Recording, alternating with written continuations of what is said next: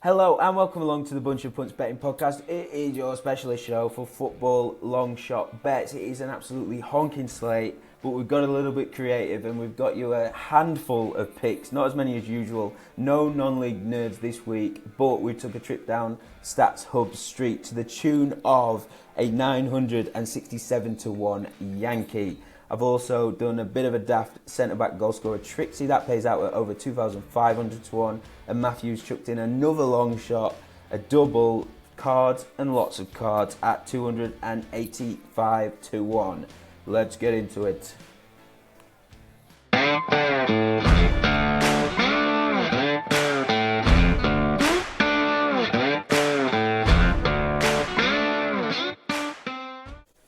Let's kick off with a trip down Stats Hub Street. You've got loads of props for us this weekend, haven't you? Tell us about them, please.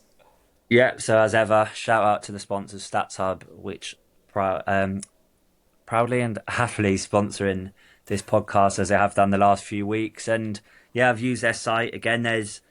Again, I don't know how much I can say, but there's a lot of work going in behind the scenes, and I've suggested a few additions that I really like, and they're getting added slowly. So keep your eyes peeled on that. It's still free to use Stats Hub, so you've got no harm in trying it out for yourself. So on that, I've got Wolves, Tottenham, and Larson and Andre, 2 fouls each at fours and half a point on 3 fouls each at 15s. Tipped this last week and I think the week before, and it's won both weeks. So whilst it's backable, I don't see why I wouldn't keep taking it. Larson has made 2 plus fouls in his last 8 games and 3 plus in 4 of his last 8. Andre, he was a big fouler in Brazil, and he was always a one foul man in England, but he's suddenly picked up again now. He's getting stuck in more, and he's made 3 fouls in his last 3 games. And they're playing a Tottenham side with players like Bergvall, Maddison. Not sure who plays in midfield, but it's a very technical Spurs midfield who draw a lot of fouls. So I can see him getting stuck in. And I think Tottenham go with a back two of Davis and Gray, because league's done. I think they're going to want to go Europa.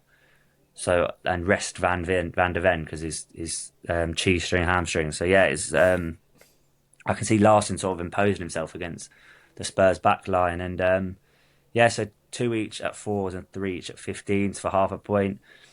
Bournemouth, Fulham, Semenyo to make 2 tackles, Adams 2 fouls, and Anderson 2 tackles, and that's 11s.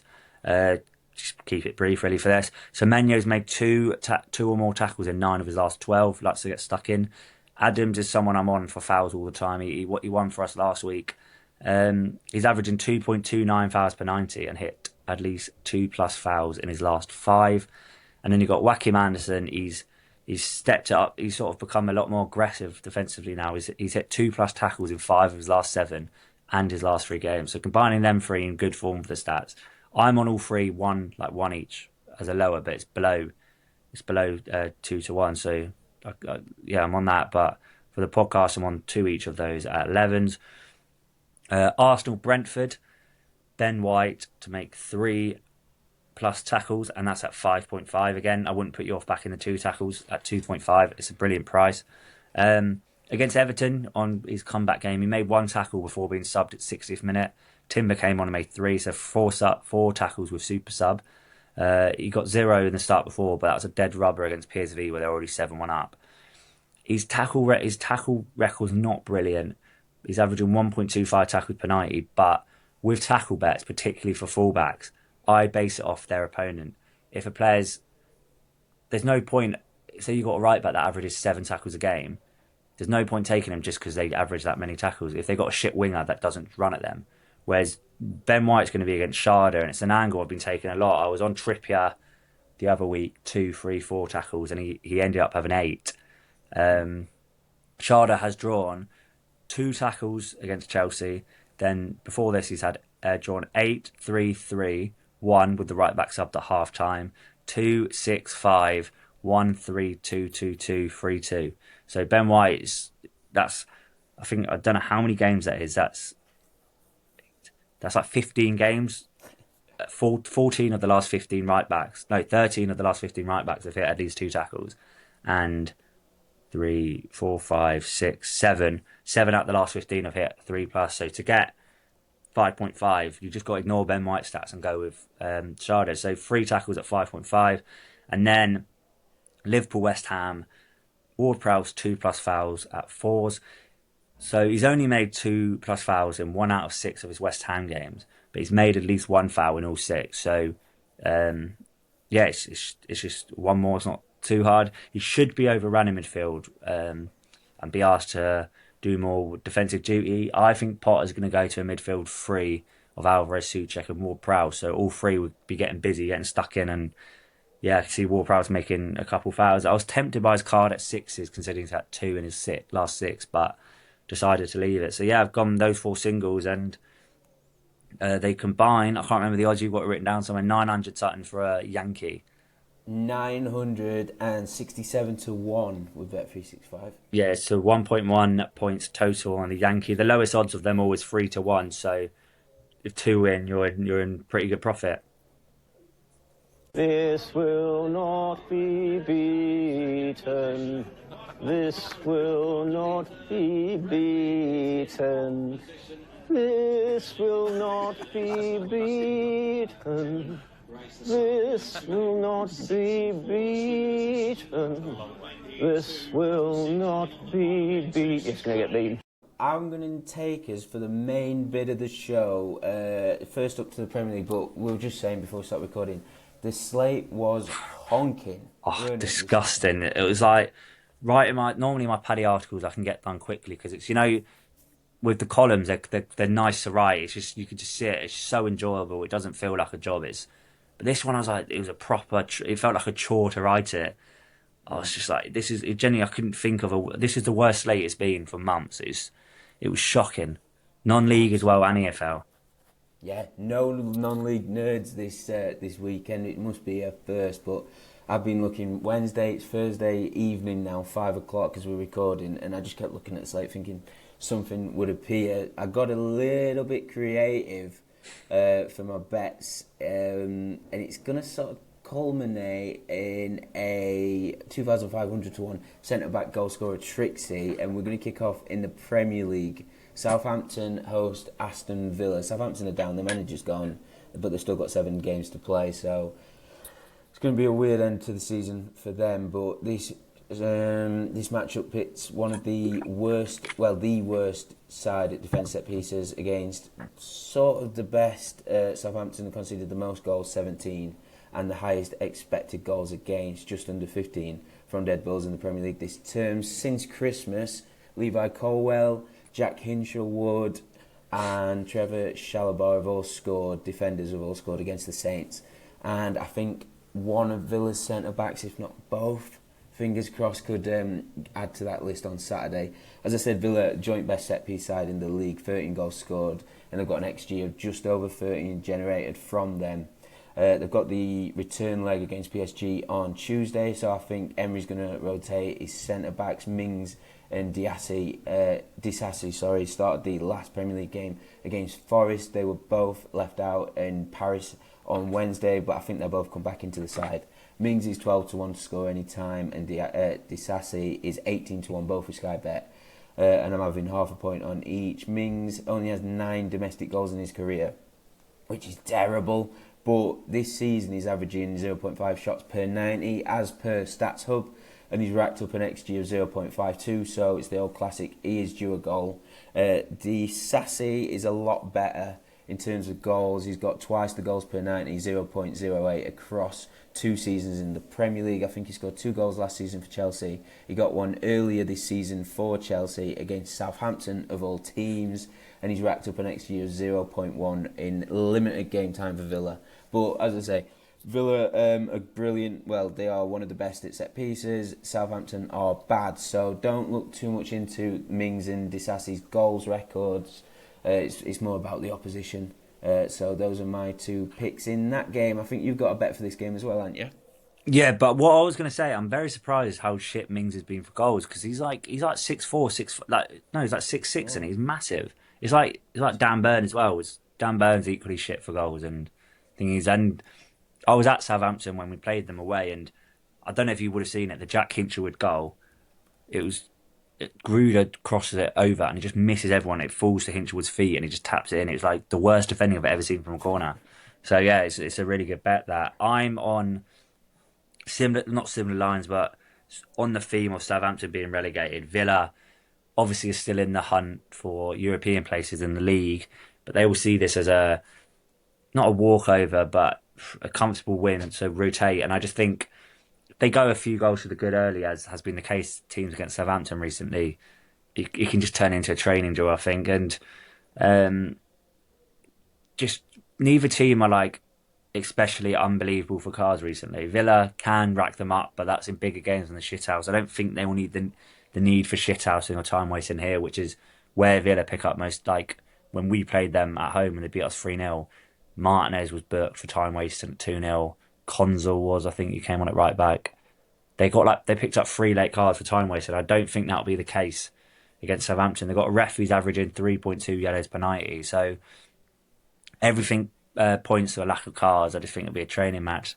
I were tempted for the 0 cards, but I've gone under 3 at threes. This is a pick that my good friend Matt Kirby, I don't know if you follow him on Twitter, but he's really good with the referee spreadsheet. He's really good with yellow cards and referees. So he sort of nudged me towards. He was the one telling me to go on 0 cards, but he's a bit more ballsy than me. I've gone under 3 cards at threes. So thanks to Matt Kirby for that selection. Yep, he is the card maestro. This great pick. Anyone interested, you can get no cards at 16s on 365 or just under 23 to 1 on Paddy Power. If you are a little bit more ballsy like Matthew Kirby. Next up for me, sticking along goal scoring centre backs. Actually, I've got a couple of bets in the Championship clash between Sheffield Wednesday and Oxford. I'll kick off with the centre back. You can get Hellick at 18 to 1 with Sky Bet to score. Ooh. Monster price. It's a monster price. I think he was 12s with Bet365, which is absolutely worth taking. So Sky have really stuck their necks on the line with this price, and it is another mouthwatering set piece mismatch. Corners, free kicks, long throw-ins have been a feature of Gary Rowett's stint as Oxford boss. Over the course of the season, they've scored the second most goals in the Championship from dead ball situations with 15. And coincidentally, Wednesday are the joint worst set piece defending team. They've conceded 19 times. Hellick's got to be Oxford's biggest threat. He's got 5 goals across the season for 2 clubs. He's got 2 in his last 5 for Oxford. So, yep, I fancy him to score. And I'm also going to have a nibble at 5.5 and 365 for Oxford to win this game. As Rowett took charge on Boxing Day, and they got off to a blistering start, won their first 3 on the spin, unbeaten in his first 9. And if the league began on Boxing Day when Rowett took charge, Oxford would be 9th. So credit to him, although they have curtailed since that hot streak at the beginning. I think they've only won 2 of their last 11, but they rarely get blown out of the water. Of 20 games under Rowett, they've only lost by 2 or more goals 3 times. Portsmouth, West Brom and QPR. QPR midweek, but all of those games they lost by exactly 2. And Wednesday are the second worst home team in the Championship. They've won 5, drawn 7 and lost 8 times on their own patch. And I just feel like they can't catch a break at the minute. They squandered a 2-goal lead against Blackburn in midweek. Blackburn, who haven't won under Valérien Ismaël. Wednesday are winless in 4. They've got nothing to play for. Danny Rowe looks like he's going to go either Southampton or RB Leipzig at the end of the season, if not before. And everyone knows about Deschamps Chansiri. He didn't pay his players until the very last minute. They almost got a 3 window long transfer embargo where they couldn't sign anybody because there was a cash flow issue there, and you always feel like they're about 7 days away from absolutely imploding with Chansiri as the chairman. So yeah, Wednesday not really in a good moment. Oxford don't win many games away from home, but they don't get battered very often. And with Wednesday not having anything to play for, just in a terrible situation, well, not terrible, but in a bit of an uncomfortable situation, a bad bit of form at the minute. Oxford needing to win realistically just to keep the relegation places at arm's length. I think 5.5 is a little bit too big. It's bigger than we've seen Oxford in similar games away from home recently. So it's classic, as you always say, Matthew. Gun to my head, what do I think the result's going to be? Draw, but I just think Oxford are too big. So 5.5 that is the other bet from that game. Where to we go next? Yeah, so a big relegation battle in the Championship between Cardiff Stoke, and you mentioned earlier about getting a bit creative with the slate because it was just such a shit slate, and so I've just gone. I don't think I've ever tipped this market before, and it's Cardiff Stoke to end a draw at 3.5. I don't know. I don't know the research behind it. Like, I don't know if it's a profitable market drawing. I suppose it could be like the unders. No one wants to back it, and it could actually be value. Who knows? But yeah, both sides are embroiled in a dramatic relegation battle, and both teams drew in midweek. Cardiff hit 22nd on 42 points, with Stoke 2 points above them on 44. Towards the end of the business end of the season, these games are typically seen as 6-pointers, which lead to more cagey affairs. This has proven true for Stoke, who have drawn their last 2 games. Cardiff got a last-minute point against Preston on Tuesday, making it a third draw in a row. Only Preston, West Brom and Burnley have drawn more times than Cardiff, and Stoke have drawn one less game. And since the 7-0 drubbing at Leeds on the 1st of February, all 11 Cardiff games have been settled by a maximum of 1-goal margin. So 5 draws and 6 games that ended either a 1-goal win or a 1-goal loss. And I think that's something you can read into with the 1-goal margins. It's always tight games, and you could be getting battered for 90 minutes, backs against the wall. But as long as there's 1 goal in it, you're in it. And I just think if one team's winning late on, the nerves will go, vice versa. No, it's a team, both teams need to win, but most important not to lose. And I just think it just, even without looking at stats, you just look at Cardiff Stoke and be like, that's just got a draw written all over it. So with the fine margins that Cardiff have had this season, and that, I think it's a nice price. And an added caveat, I typically hate head-to-head betting unless it's like a rivalry or like when people are like, oh, Brighton have lost the last 6 games against Fulham or something like that. I don't read into it because it's different.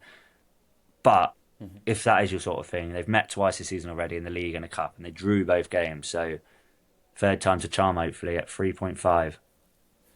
Yeah, and on that, Stoke have played 6 games against those below them in the table. So Cardiff, Derby, Luton, Plymouth, drawn half of them.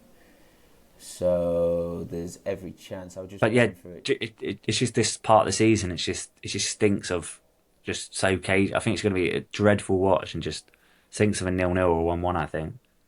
Absolutely. One for the purists there at the bottom end of the Championship. I'm going to dip into League One, complete the goal-scoring centre-back theme, and Burton play Huddersfield.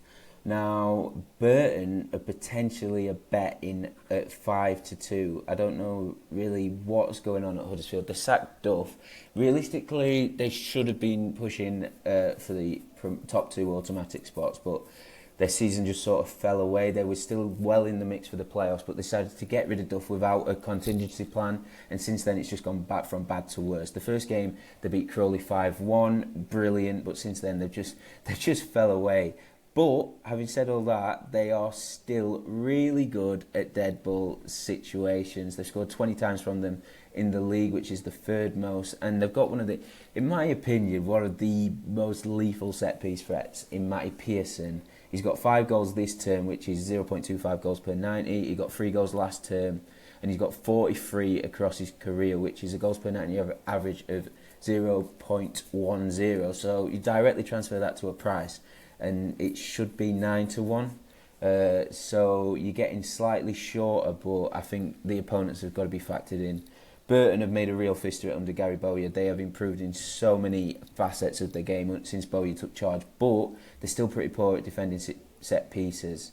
Across the last 6 games, opposition centre-backs have averaged 0.86 shots per game against the Brewers, and Pearson's had 9 shots in his last 9 appearances, and he scored 1. So Given Pearson's record and Burton's record and Huddersfield's record, all from set pieces, I think 17.2. It's just right on the line as what I'd usually take a general price for a centre back to score, but it's worth noting he's considerably shorter everywhere else. Around 6-1, I think he was with Sky Bet to score, but you can get 17-2 with 365 for him to net against Burton, and I think that's a decent bet.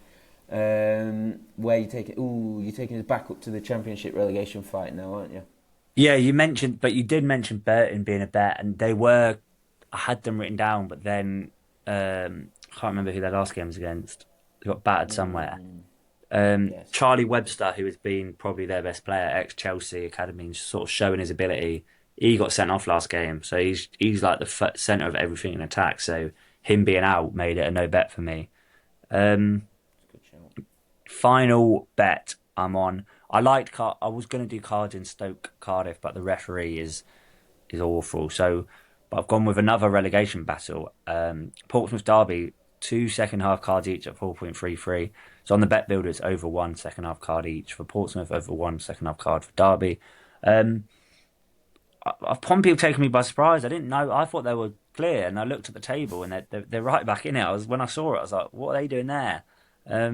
Yeah, dragged back into it, and a win sees Derby overtake Pompey on goal difference. And Pompey home crowds are known for being one of the loudest in the country. They really get behind the team, and I think they will be up for it today. And when it's got nervy for Portsmouth and Derby recently, and that's shown in second half. Pompey have had two or more second half cards in the last three and five of the last six um, at home, and the exception was when they only got one card against Leeds. And Derby have seen two plus second half cards in three of their last four. So as that coincides with Derby winning and holding on. And we spoke about the ref off air before the show, and it's Ricardo. What's his name? Like Ruben Ricardo in it. He's one of them. He averages 4.6 cards per game. He's either shit hot with them, or he's either a no carder or a 6 or 7 carder. There's no really in between with him. And I just think I don't know what to think of him as a ref. I've seen him go on Sky Sports to analyse a game, and he seemed likable and a good ref. But then I've seen him sometimes. He's shocking. I just think first season in the EFL, he's inexperienced, and as I mentioned, the Fratton Park crowd will play a big part. And I think he can sort of get sucked in. All it would take, a big tackle going in, and then I can just see handbags or whoever's winning. If a team's winning, time wasting. I just think with the atmosphere and what's at stake and an inexperienced ref, I think all things point to cards. So over one second half card each at 4.33 is my final bet. Lovely stuff. Yeah, you could definitely see things getting out of hand there. It's either going to be 0 cards or about 8. So Or about 15. We'll hope for the latter. Last bet for me, Fulham they head to the South Coast, Bournemouth on Monday in the Premier League. And it feels like Bournemouth are running out of gas. They were knocked out of the FA Cup quarterfinals by Man City, and they tailed off in the Premier League in general. They limped into the final international break with 3 defeats and a draw and a winless in the league since. And on Monday they host, well, I don't know if Bournemouth have fell out of the European picture, but they host another European hopeful in Fulham. And I just get the sense that Fulham might just be coming to the boil. They are notoriously sluggish after international breaks, and that were proven in the 3-0 defeat against Palace in the FA Cup.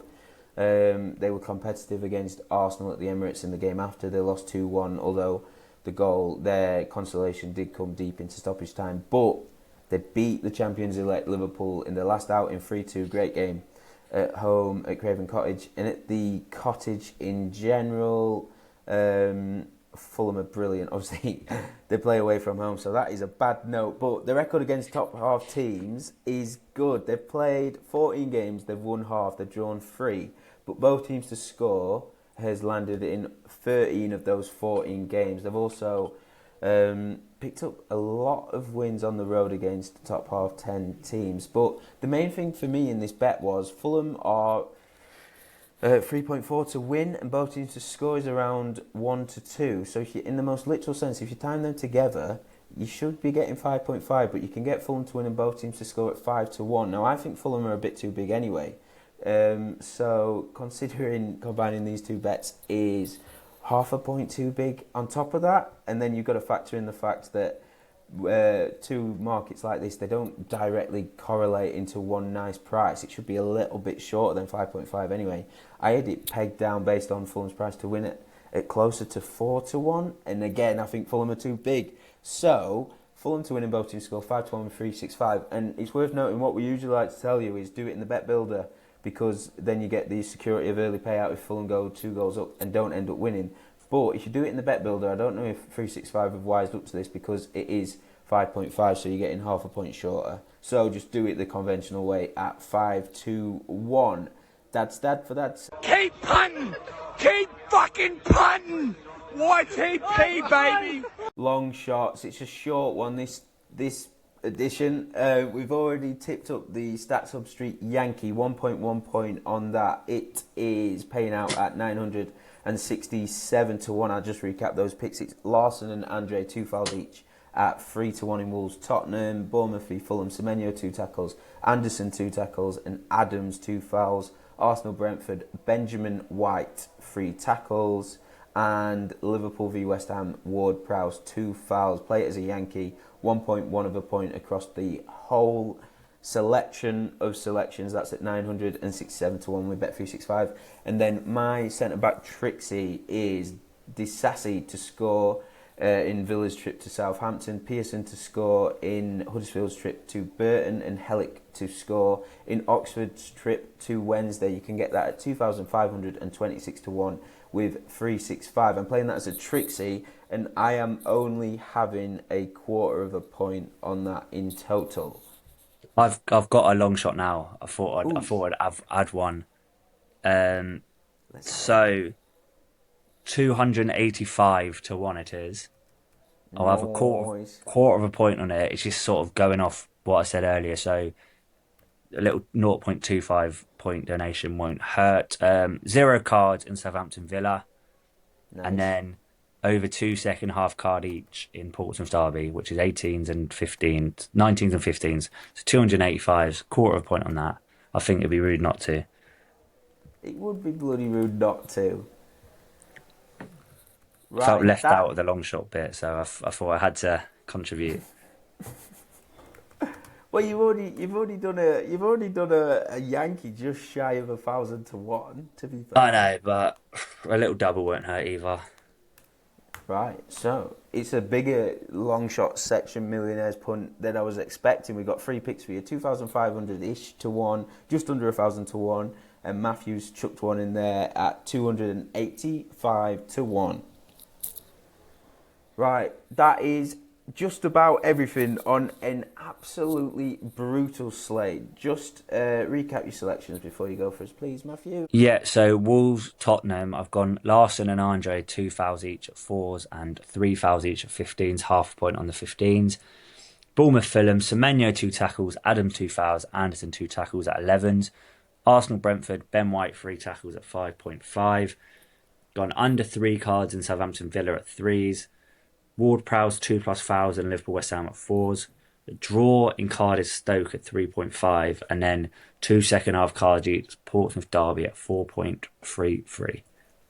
Lovely stuff. I have gone Mings to score any time in Southampton against Villa at 12 to 1 with Sky Bet, and Disasi to score any time at 18 to 1. Same game, Sky Bet. Both having half a point on both of them. Sorry. I've had a point on Oxford to beat Sheffield Wednesday in the Championship. That's at 92, 365. Same game.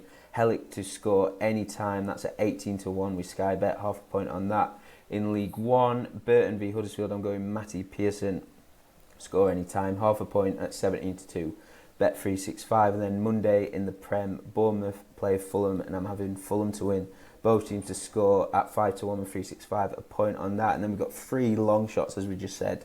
I'm doing a centre-back goal scorer Trixie. It's Disasi, Pearson and Hellick. 2,526 to 1 with Sky Bet. A quarter of a point a total on the Trixie. And then we've got the Stats Hub Street Yankee. That is at 967 to 1. We're having a 1.1 of a point on that. And then the late double, it is Matthews double. No cards in Saints v Villa, and over 2 second half cards in Portsmouth v Derby. That's at 285 to 1 with 365, and that is a quarter of a point on that. Right, Matthew, that's everything. Thank you for your time. Pleasure as always. Pleasure. And listener, best of luck with your punts this weekend. You'll need it, I think, because it's an awful slate. And I don't know if we'll be back next Monday for the Champions League. If not, Thursday, but probably Monday. So we'll catch you on the Flippity Flip.